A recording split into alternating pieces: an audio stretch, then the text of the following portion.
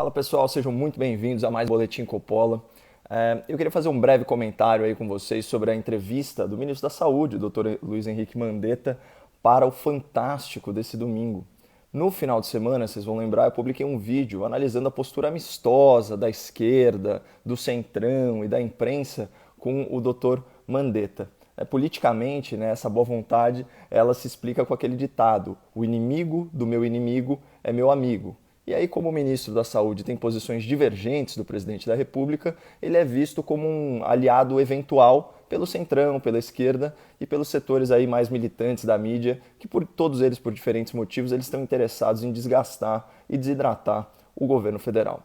Bom, feito esse preâmbulo, né, vamos à confirmação da tese, por assim dizer.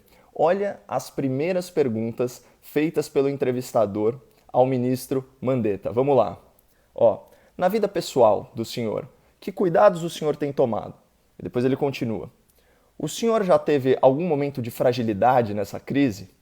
Parecem perguntas meio bobinhas, assim, mas elas não são, não. Elas servem para humanizar o ministro e construir a sua imagem pública aí como um homem de família, né? E essa entrevista ela foi tão produzida, mas tão produzida, que a emissora chegou ao cúmulo de exibir fotos da família Mandetta enquanto o ministro falava o óbvio, né, que estava com saudade do neto, dos filhos, dos pais. Pessoal, agora falando um pouquinho mais sério, isso não é jornalismo, isso não é nem entretenimento, isso é propaganda. É usar de linguagem subliminar para gerar no espectador uma simpatia artificial pelo entrevistado. E da mesma forma, a camisa clara, né, com as mangas arregaçadas, tudo isso compõe essa fachada, né, essa mensagem não falada. Bom, no mais, durante toda a conversa, o jornalista ele concordava passivamente com as respostas e toda a programação que antecedeu a entrevista, ela reforçava as teses encampadas pelo ministro, de que o isolamento horizontal é a melhor solução, né, e que a busca por um tratamento está longe de produzir resultados positivos. Esse posicionamento ele é legítimo, mas ele não é único e ele não é consensual entre os especialistas, sejam eles da comunidade médica ou de outras ciências, né? Uma emissora que só dá voz a uma visão do problema, ela presta um desserviço ao público.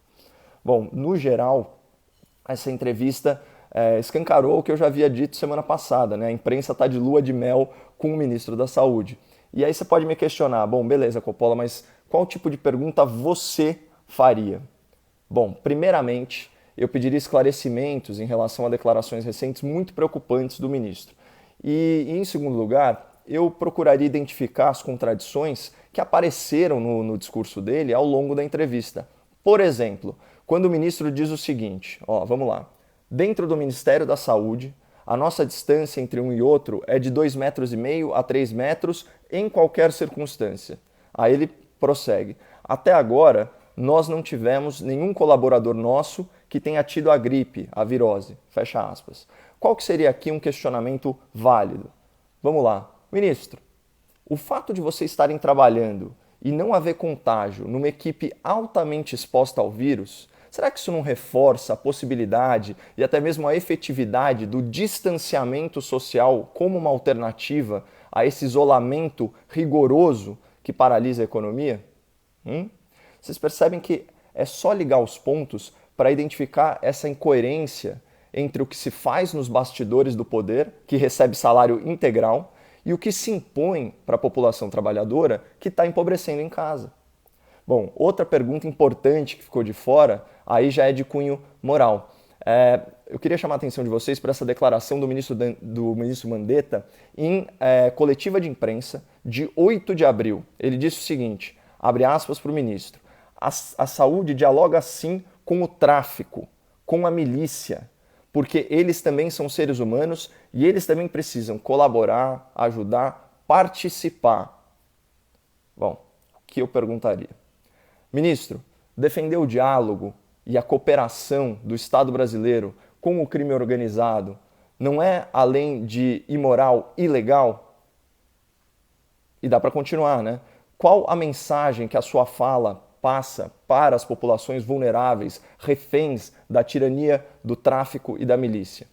Vocês conseguem imaginar qual seria a postura e a linha editorial da Rede Globo se o presidente da República tivesse falado exatamente as mesmas palavras?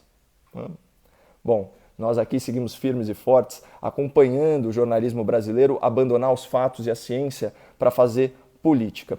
Quem quiser me acompanhar na TV, é só assistir ao Grande Debate do Horário Nobre, de segunda a sexta-feira, na CNN Brasil, canal 577, a partir das 8h45 da noite. Um forte abraço para todos vocês, fiquem com Deus.